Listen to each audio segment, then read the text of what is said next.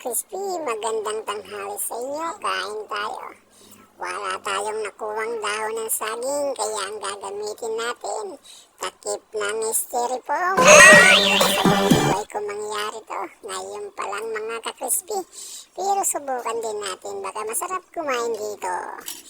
Ayan na nga, ang lalaki ng subo ng kasama ko. Ito talaga ang Siboy Panot. Bumabawi kasi nung nakaraan, mabagal siyang kumain. Kaya ang ginawa niya, siya naman ngayon ang nasa harapan ng camera para kitang-kita daw ang subo niya. Mga ka-crispy, ayan na nga, bumira na. Samantalang ako, pahigop-higop ng sabaw. At kinuha ko na nga itong isang hiwa. Pero ito si Boy Panot. Baka mabulo ng Kaboy Panot. Ito talaga si Boy Panot, bumabawi. Ayan na nga, hindi tinatabi sa plato ang tinik. Hinahagis na lang sa gilid-gilid. Parang dating gawin. Kunwari patay mali siya, subo na naman siya na napagkalaki-laki. Sabay sa samantalang ako, dahan-dahan, patingid-ligid sa gilid-gilid. Baka mayroon pa dyan, nakatingin sa atin, nakakahiya naman. Kaya konting-konting subo lang, mga ka-crispy. Napapansin nyo pala mga ka-crispy, wala yung isang kasama namin, si Boy Kidlat. Kasi naman mga ka-crispy, kumain ng madami, ayun tuloy. Nagkatrangkaso si Boy Kidlat. Kaya ngayon, dalawa lang kami bumabanat dito sa aming kubo-kubo. Sabayan nyo kami mga ka-crispy. At syempre mga ka-crispy, inom muna ako ng tubig, medyo nabubulunan na ako. At syempre mga ka-crispy, pakishare naman ang video na to. Maraming salamat sa inyo. Sige, tuloy nyo lang ang panonood upang masiyahan kayo.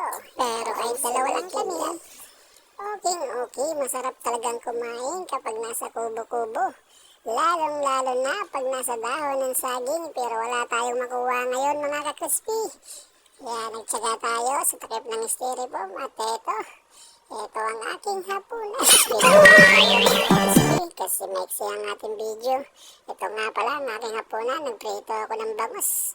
At syempre, gumawa rin ako ng torta para medyo naman 2 putahing. May iba-iba ang lasa mga ka-crispy. Nag-iisan lang ako dito. Tara, sabayan nyo na ako kasi solo na akong nagbumukbang ngayon. Kasi gabi na, nasa bahay na ako mga ka-crispy. Tara, kain tayo. Sabayan nyo ako. Ito, daan-daan ang subo. Baka biglang mabulunan. Makakahiya naman. Nasa social media tayo. Maraming makakita. Baka mag-viral tayo. Magmukha tayong gago mga ka-crispy. Pero okay lang yan. Mas maganda nga yan. Mas dagdag ng views. Pamparami. Kahit maraming basher. Pero okay lang yan. Mabasa, marinig, labas sa kablang tenga. Wala tayong pakialam dyan. Basta importante, wala tayong ginagawang masama. Kumakain lang tayo. Okay yun mga ka-crispy. Maraming salamat. Isang like naman dyan mga ka-crispy.